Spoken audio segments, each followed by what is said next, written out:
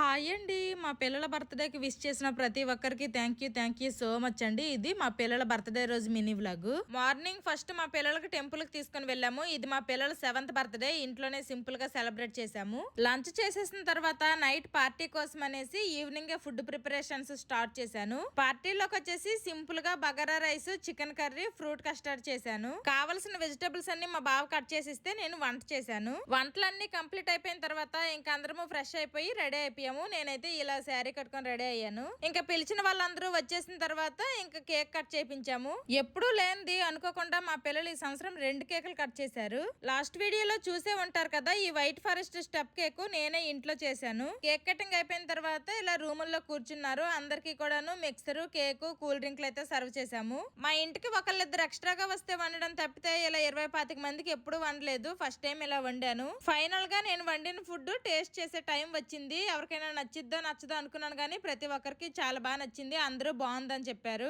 మా పిల్లలకు తినిపించి అందరూ తినేసాక లాస్ట్ లో నేను మా బావ కలిసి తిన్నాము. తినేసాక ఎటోళ్ళట్టు వెళ్ళిపోయారు. ఇంక మా నలుగురమే మిగిలాము. ఇంకా ఫుడ్ కూడా ఎక్కువేమీ మిగలలేదు. కొంచెం చికెన్ కర్రీ మిగిలింది. కస్టర్డ్ అయితే మొత్తం కంప్లీట్ అయిపోయింది. కొంచెం అంతా బగారా రైస్ ఉండిపోయింది. Bye bye.